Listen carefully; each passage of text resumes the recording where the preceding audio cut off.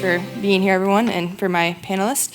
I have to admit, the edge is not my expertise. For our breakthrough technology at Tech Review this year, I wrote about cloud, AI, and how it's democratizing AI. But I wanted to hear from you where maybe cloud falls short and edge maybe could step in and do something differently. I can take that. So I think it's a very fine line between the cloud and the edge. If you look at a lot of deployed technologies out there, starting from something like a Google Home that you have or Alexa, a lot of the processing is actually happening in the cloud. Only the hardware detection happens at the edge. So a lot of times, I think there are a lot of trends that are happening right now. Complexity needs to come down. So pretty much, I think the model that most people are taking is that a lot of the intelligence is in the cloud, and most companies have roadmaps to sort of bring it to the edge. And there are a lot of advances that need to happen, starting from sensors to low power processing that need to happen to sort of make this real. And it is going to happen in the next few years. Yeah, just to add to that, I think there are a lot of applications where it just take more time if you send it to the cloud, process it, and send it back to the edge. So like a lot of cameras, and that's why they just need a chip on the edge to do all the processing, and that's driving it to the edge. Great, and yeah, then I just got a little ahead of myself, and I wanted to have you two introduce yourselves and tell me a little bit more about, in the audience, about your work and your experience with this. Okay, I'll go first. So my name is Yi Chen. I'm Yi Chen Shen. I'm the founder and CEO of Lightelligence, and my co-founder Paul is with me today. So we are a startup based in Boston, and developing a technology was based on my PhD research finished more than 2 years ago. What we're doing is that we are developing the next generation AI hardware that do information processing and computing using light instead of using electronics. So went back to Eric's, we're doing analog computing actually. And what we are aiming at is to provide extremely low latency and high power efficient AI process hardware. Just to expand on a little bit about this, so if we talk about the rise of AI in the recent 5 years, it's really mainly caused by two factors. It's not algorithm, actually. Well, their algorithm play a role, but the main reason is first is the data. So we have, in the past decade, we have exponentially more data than before that enable us to train a much more complicated neural networks and machine learning model that are smarter than what we have before. And the next factor is actually the hardware. So even if we have the algorithm and if we have the data, 10 years ago, we won't be able to do those kind of AI we are doing right now. The reason is that CPU is simply not fast enough to process those data and to run those algorithms within a reasonable time. It was the recent 5 years people find that you can use GPU instead of CPU, which are 100 times faster than CPU. And now we're finally able to train and do inference with the data within a reasonable amount of time. But if we look down the road in the future, I think many people believe here that if we look for the next 10 years, the amount of data we'll have when we're talking about Internet of Things and Internet of Eyes, the amount of data is still going to grow exponentially. We'll have 10 times more, 100 times more data in the future. But if we look at the hardware development based on electronics, of course, in the past 5 years, there has been a lot of jump in terms of computational power. I think Google is a leading force in that. They developed TPU, Tensor Processing Unit. The reason we have such a jump is because they fundamentally changed the architecture of electronics. So start to go away from von Neumann architecture, but go to more specially designed ASIC architecture that are very good at processing matrix multiplications. But after this jump in terms of architecture is finished, then if we keep looking at where and how far electronics can go, then we go back to this Moore's law, which you can see from the development of CPU computing power. It's not that fast. Actually, many people believe that Moore's law is saturating. And the reality right now is that the jump of architecture to better process AI has almost been done, and many people have already, like the majority of the industry has moved to this new architecture led by Google. But at the same time, your data has keep growing exponentially. So what we are thinking is what could be the next solution to, in long run, that could help us catch up with the growth of data. And the answer is probably around us. So many of you who wear glasses, and it's interesting to realize that all your lens and glasses, and including your eye, the pupil, is processing light information for free. It's processing it at zero latency, at zero power consumptions. So what we developed is that we integrated thousands and thousands of those micro-scale optical components on the semiconductor chip using the existing CMOS technology, and process the information with light and utilize the advantage of light that can process information at extremely low latency and low power efficiency. Yes, so that's basically what we do, and we are backed by big semiconductor venture capitals and also AI companies, including Baidu. We raised more than $10 million, and we pretty young stage startups. Thank you. I think it's super exciting to hear. So I don't want to summarize what Google does. I'm new to Google myself. I've been there only a year. So I'll just talk a little bit about my background. I kind of have been fortunate to look at both the hardware and software aspects of the computer vision, machine learning part. I spent many years at Qualcomm Research. So one of the exciting things that I did was 10 years ago working on AR before deep learning came along. As part of the team that developed the Vuforia software stack for AR. And then we actually also did, as a proof of concept, developed a 1 milliwatt, 2 millimeter by 2 millimeter tiny part that could do face detection. And this had an analog sensor and the digital processing for it and the power management module for it. And recently I've been at Google and I work on TensorFlow Lite, which is part of TensorFlow effort, but it's mainly focused on kind of really solving the issue of, how do you bring the complexity of inference down? How do you kind of get the power down? How do you make it work on low power processors? And to kind of add to what Vichen was saying, I think the hardware is important, the data is important, but finally for people to use it, I think the software framework is really important, because finally, you're a developer, you want to do something, and then, how do you go about doing that? So that's an important part, and we are trying to kind of make sure that that process becomes as simple as possible for people to use. The second thing I think that's important, I think having looked at both software and hardware aspects of this, is that this is really a system-level problem. I was very excited to hear about Eric Fossum's work on low-power sensors, and we kind of had, on a much smaller scale, similar conclusions. I think we are trying to design the Internet of Eyes, and in that case, it's machines that are using these eyes, so they don't need to be the same as the human eye. So you need to sort of think from the ground up and design sensors that kind of meet the requirements of what you need. You need to kind of think about your power budget, because in many cases, the power is really important. I think optical computing is very exciting. Similarly, making sure that your sensors are really optimized for that is important. And also thinking about the entire system. As in, a lot of times, the sensor kind of gets attention, the computing gets attention, but if you think about it, these sensors are in your home, you don't want to replace your batteries often enough. Simple, unglamorous details like, how much of leakage power does it take, right? Or how often does it need to kind of poll your main unit to kind of give a report? All of these details are important, and I believe that that's kind of what needs to happen to kind of make the Internet of Eyes a reality, and we are doing our part towards that. Yeah, both of you just started talking about this, but I'm hoping you can maybe go into the nitty-gritty about what are the actual hurdles that we need to cross right now, whether it's hardware or software, or a combination of both, before we start to see the Internet of Eyes become an actual phenomenon. Yeah, so from my perspective, yes, I think it's from everywhere. So every perspective have to come together.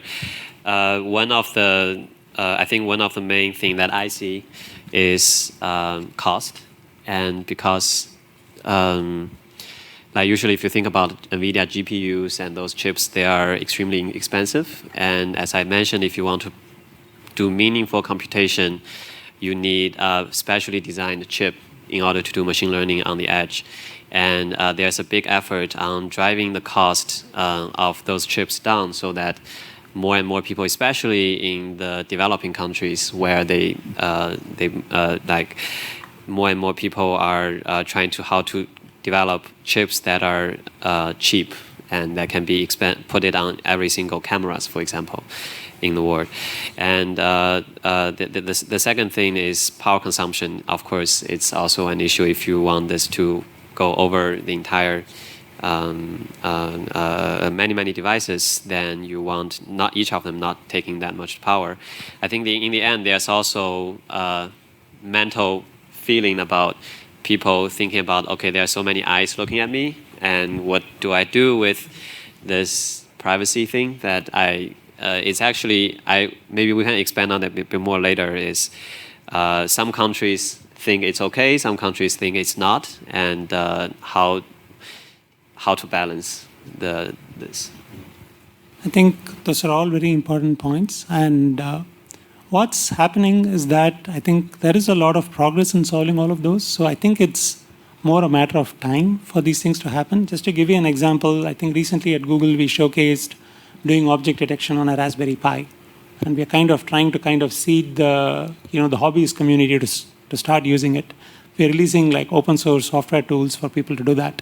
The idea being that a lot of these computations can happen at approximate levels of precision. You don't really need floating point math or really a GPU to do this. And I think there's a broad recognition in the ecosystem that this needs to happen. Several companies, I think, if you look at all the mobile phone manufacturers, they are designing custom hardware to do this. And there's also a lot of research in the academic community in terms of building models that are really small. If you look at the first neural networks, they were like hundreds of megabytes. You needed like a GPU. It would take seconds for you to kind of figure out whether it's a cat or a dog. Now we have neural networks that are like a few hundred kilobytes to a megabyte. In fact, your speech detection, heart rate detection, you can do it in like a few tens to hundreds of kilobytes. You can do object classification on ImageNet that I think we were talking about before with a few megabytes. So the complexity is coming down, and that I think solves both the issues of hardware, because now we can do approximate computing. You can design custom hardware for this because people understand the data patterns. And automatically the power consumption comes down because you're just doing less math, you're moving less data. So both of those are getting solved. So technologically, I think it's there. I think, will I use it in my home? I think unless I have strong privacy guarantees, I probably won't. I think that's probably the number one thing, before, it sees mass adoption. Besides what you two are working on, are there any companies or projects that are working at edge computing or Internet of Eyes, these kind of projects that you have been impressed by?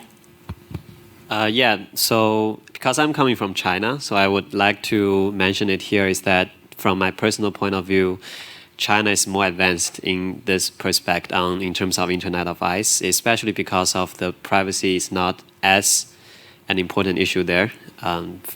So there are at least 4 unicorn companies in China worth more than $1 billion developing AI hardware for civilian cameras. And the civilian cameras, and then it's mainly powered by government. Basically, they put all those civilian cameras on the street and in the highways and so on. I think the sense of the government is like the purpose is it's easier for them to, for example, if a kid got lost and so on, they're able to use those to find the kids, and they want to control the stability of the society through this way. But it's actually, and they hire like the best research scientists in deep learning from Facebook, Google, Microsoft to those local startup or unicorn Chinese companies, and already deployed a lot of cameras. Yeah, I think it's fair to say that this is a very broad area. There are almost every company, there are lots of companies working on this. Because if you define your edge as starting from autonomous driving, which is sort of the high-power edge use case, to say, connected home devices, then you have the Amazons, the Googles, Facebooks kind of looking at that. And then you have the low power, where you're really thinking of this as a smart sensor. And there are lots of companies, traditional companies like Lutron, for example, kind of doing regular sensors who are kind of trying to embed some intelligence into that. So I would say that it's very broad, and there's just a very broad ecosystem doing this. Besides the privacy concerns, which we'll get to, I'm curious if you think China is a good or a model that maybe will be reproduced in the U.S. once different tech, like whether that could happen, or whether China, since they have more data, maybe it can't be reproduced in the same way. I think it's probably a broader question, especially based on the current political situations. Anything could happen in US. But yeah, I think it's first you need to solve a few things. First, I think right now it's probably very hard because all this privacy sense. And in China, although they did edge computing, but after they process the image and information, they send the information to the cloud, which is a huge issue, I think, if they want to deploy it here. So one way they need to solve is that, like Alexa and those NLP edge computing, what they did is that they only do all the computing and also data storage only on the edge. So they don't send it to the cloud, which make it much easier for people to adapt. So one way maybe I was thinking, if people can only store the image data in the edge, then it might be easier for people in US to adopt that. But yeah, so that's, I think, the first thing that needs to happen. Other than that, the technology is ready, and I think it's already deployed in China. I don't think it will have any technology barriers to deploy it here in US. It's mainly political reason, and yeah. Yeah, I think there's a lot more sensitivity towards privacy issues. So I think that's going to be as big a challenge as even political will in terms of, I think, adoption of these things, as we have seen with issues with Facebook and a recent segment on Google in 60 Minutes. I think I think research is going to solve this problem to an extent. First thing is that I think there will be more of computation that happens on the edge. The second thing is that there is research in this whole idea of differential privacy where you first don't send your data. That's the first thing. And then you still need to send something because you want to kind of pool the efforts of different users and sort of build better models. There are technologies out there where you can sort of send some updates to the cloud, but you can provide some privacy guarantees also. Apple has been pretty focused on that. And there is, of course, research going on in pretty much every big company doing that. So I think we will find a medium where you solve this by a mixture of doing computation at the edge, having some privacy guarantees, and kind of using the cloud really to kind of provide enough value that so that the trade-off between the information that's shipped and the value that's delivered is clear. Yeah, actually, I have a question for Rahul here. So I think talking about data. So in China, there's less sensitive on sending my data to either the government or a cloud or like a company. But being at Google, I think in US, people are more sensitive here on sharing their data. And does that impede the research and the technology development on, for example, building those softwares and or hardware to make a more better accurate, because you need more data to really train a better model, right? And does that really impede the research development? What do you think? Obviously, I think as a researcher, you would always say that more data is better. But I think overall, this is a good thing in the sense that it's kind of forcing people to sort of come up with better ways, because there are obviously issues with data, because anyone who sort of wants to get more data for their research is going to be leery of giving their personal data. So I think generative models, I think using synthetic data, kind of doing style transfer, there are lots of things that we can do. And similarly, just how you can aggregate data from many users. So what happens is that I can send some information to the cloud, but when I send it, I'm kind of going to perturb it with noise, so that if somebody just looks at what I send, they can't figure out what it is. But if, from the point of view of the cloud, I'm aggregating information from enough people so that the noise sort of cancels out. So I think there are technologies that are coming up out there, opening up new areas of research where this can be solved so that we can hopefully strike a good balance. Because personally, I feel that, you need to kind of strike this balance, because at some point there will be a backlash. Maybe it's already there. Yeah, and this is something we talked about before coming on stage, but just about like the chip maker ecosystem when it comes to these types of devices. And I wanted to hear what you guys thought, how it might play out. Because, we see continuously someone being behemoth, whether it's NVIDIA or, Intel before it, whether this is going to be similar, there's someone positioned to be the big guy in the room, or if we're going to see a lot of smaller chip makers for these devices. Sure. So I think NVIDIA clearly is the elephant in the room right now. I think they dominate the space in terms of training. I mean, Google has its TPUs, but I think it's not really just about the hardware. It's about the hardware plus the software stack. The closest analogy I can give for people, I think, who kind of worked on this for some time is how Texas Instruments was first for DSPs. Really popular just because it was so easy to use. NVIDIA is in that position right now.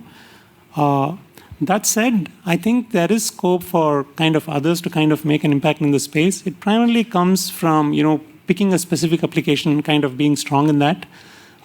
In the mobile space, for example, NVIDIA has its challenges because there are incumbents like Qualcomm, Huawei, MediaTek, and others. Where I think there's genuine scope for disruption is like in the really low power space, because that's kind of a niche that NVIDIA hasn't really targeted just because, they have enough margins and enough products to sell on the high-power training space. Very low-power inference on the edge. I think there are a lot of startups out there, and I think that area is ripe for disruption. So I think nothing too much to add here, but just a little bit on the new generation technologies. I think besides digital electronics, which is, I would say, 95% of the effort for the AI accelerator is working on right now, or maybe 99%, I think it's also it's a good time maybe compare with you in the past when only Intel dominated the CPU market. It might be a good time for startups looking in other technologies because it's even on the digital side, you can see it's so chaotic. And one of the big difference between the recent AI algorithm compared with the old kind of algorithm is that the new kind of algorithm is very statistical based. So one of the key differences is that it doesn't require high bit resolution. Which bring a lot of opportunities to new computing hardware, including analog electronics, analog photonics. And another good thing is photonics have this new, we call it CMOS photonics, which is we use all the existing foundries like TSMC, Global Foundry, but instead of making electronics chip, that make photonic chip with almost zero change to their foundry process, which really makes startups able to leverage, they just do the design and then making the chips in the existing foundries. Otherwise, it will take billions of dollars to build a foundry. So I think it's a good time for ecosystem-wise for those new next generation hardware. It's probably the best time in the history from the beginning of computing. I just want to add to that. I think one of the beauties of artificial intelligence technology is that just like the human brain, maybe to a much smaller extent, it's extremely robust, and that's what you want out of these systems. And the robustness extends to the kind of data that you give. You can identify a person with different kinds of lighting. Similarly, you can get the same result with approximate computing.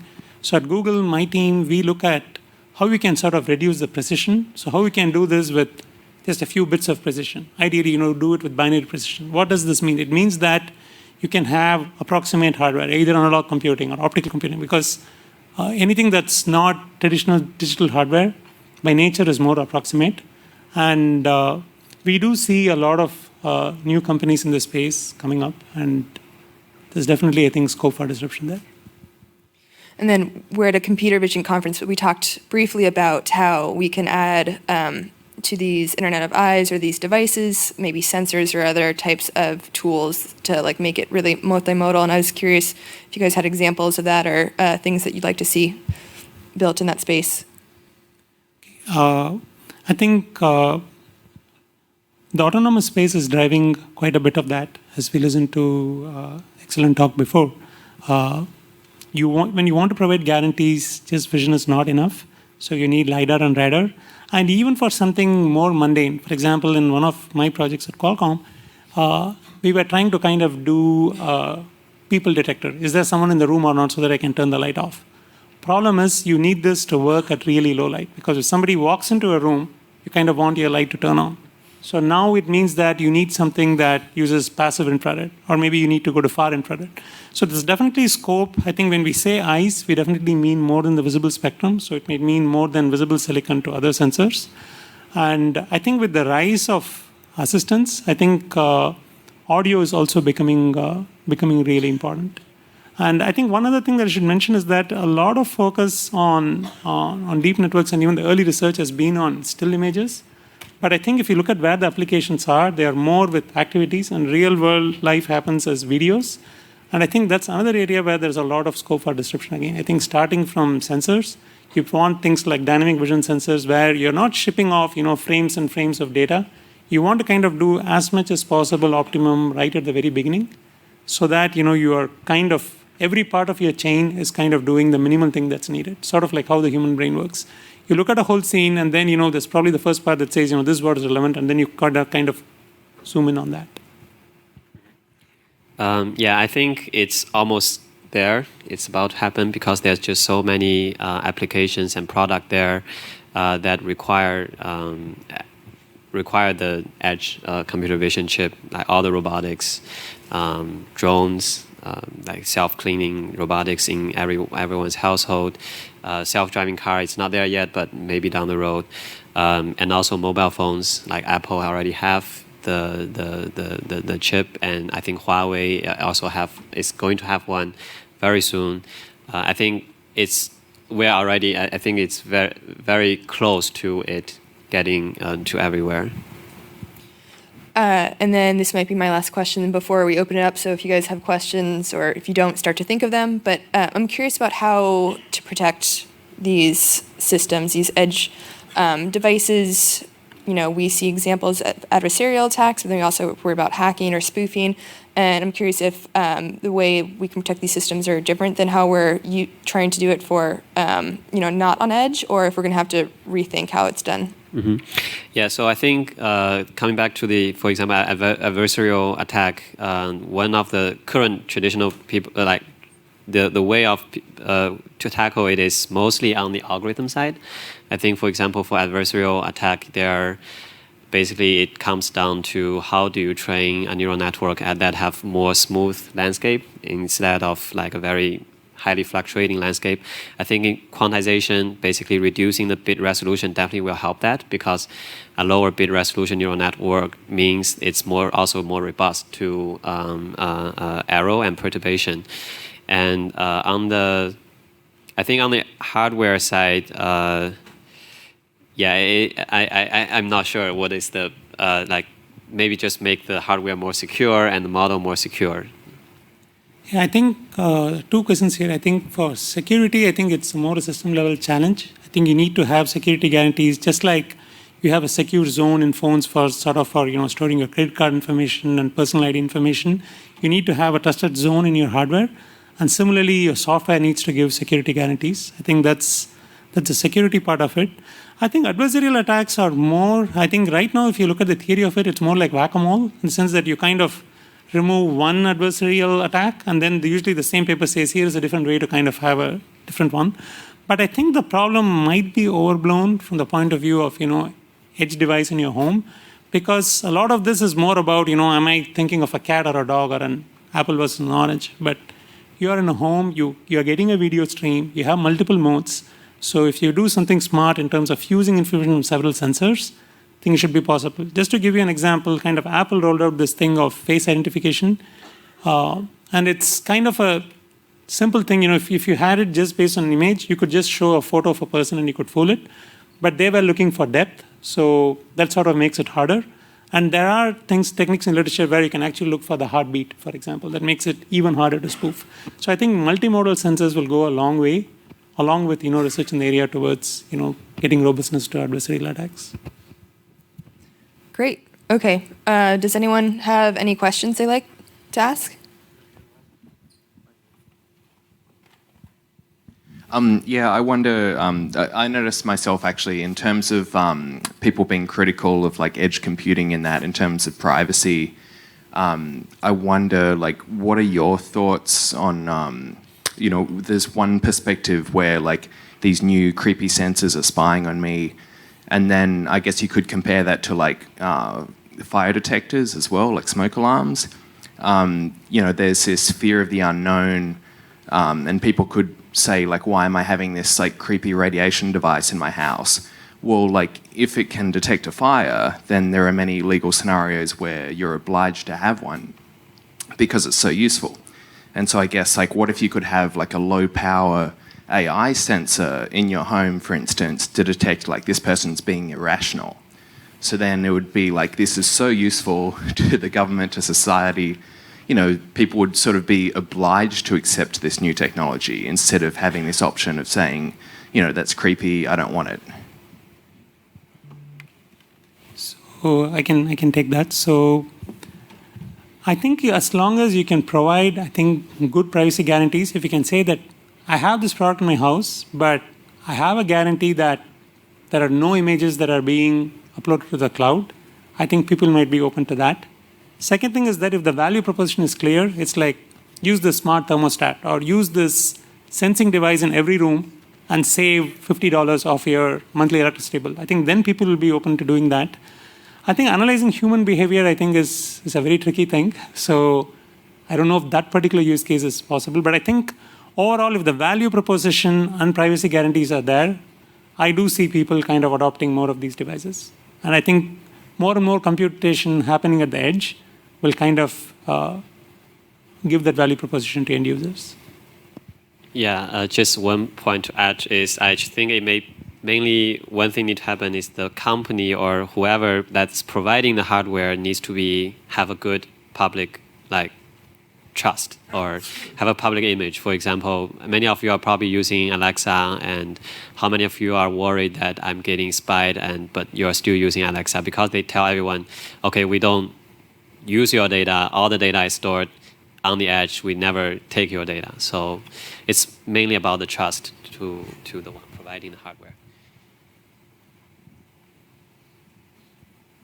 Beautiful. So you, Yichen, started the talk talking about the data and the hardware kind of symbiotically growing this. And you mentioned the voice, right? So with voice, like Alexa and the Siri and the Google Assistant have this, it's a use case where users are not only collecting the data for you, giving you the data for free, but also validating and also saying, oh, no, that's not what I meant.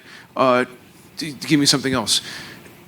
What do you see as the equivalent of that voice kind of model where you get free data, free validation, free AI training? How do you see that on the vision side, on for example, like the vision algorithms now for object recognition? Like, I know this is a banana. I don't need the camera to tell me this is a banana. And on the other side, the very complex scenarios, there's not the capability of computer vision to really solve those, where humans are still better. So where do you see kind of that model of data growth for computer vision? And I see a kind of for cars, you could get the data, but there's not as much validation. Like, the car crashed, is that wrong data? And how do you see that really in the consumer sector, where really there's so much data to be collected? How do you see that that's going to be collected voluntarily and with enough utility where the privacy isn't a concern? Mm-hmm. I'm going back to, it really depends on the location and where you are. In China, it's not a problem. Not for now. Is because every shops, they have cameras with computer vision chips that is keep monitoring the customer's behavior when they pick items and when they look basically whether they're angry and whether they like it and so on. And on the street, you have all these things. I think in US, so you're asking how do we increase this way of getting data for example, in US? I think first start from apps that people are not, that is not privacy sensitive, for example. And then there are some apps, there's some startup I was having before, is that they can use your laptop's camera to take your image when you're doing shopping online, for example. And those, you don't worry about privacy because you can click and then open these apps, and then they give you, for example, 1 cent per. They give you some reward. It have to be a reward-based systems. That's how they started collecting data this way. I'm curious what Rahul think also. Yeah, I think it's not a simple problem. I think the answer depends a lot on the applications that people develop. I'll give you an example where you get some data. For example, like one of my friends has a startup where you want to use computer vision to sort of prepare a catalog of all the items in your home. And the idea is that you kind of prevent a visit from a moving company to your home to sort of do inventory. Now, obviously, the end user is sort of incentivized here to sort of check if the segmentation is correct. So as long as you can provide some value to the user, I think they kind of do the labeling for you. So that's one possible application. And then I think it's up to kind of app developers and use case developers sort of come up with cases where they use the user feedback as a way, because finally you need some feedback. A simple example could be that I enter a room and then the light doesn't turn on, and then let's say I turn the light on and a bit later my sensor kind of says that, hey, there's a person in the room. Then you obviously know that that's data that I should use. So it's going to require some intelligence in sort of figuring this out for each use case. But I think there are ample opportunities to sort of mine user behavior to get the data that you want. Yeah, I just think about another way is actually right now many companies actually have a lot of data. It's just they don't want to share it to other people and or other companies or their competitors. So how do we figure out a way that people they are make it more possible for people to share and for big companies to share their data, or even individuals. For example, I take so many pictures myself when I'm traveling, and I don't have a motivation to share those data to others. So how to create a system that motivates individuals to share their data with reward, or I think that's probably a way to solve this. Great. Well, I think we're out of time.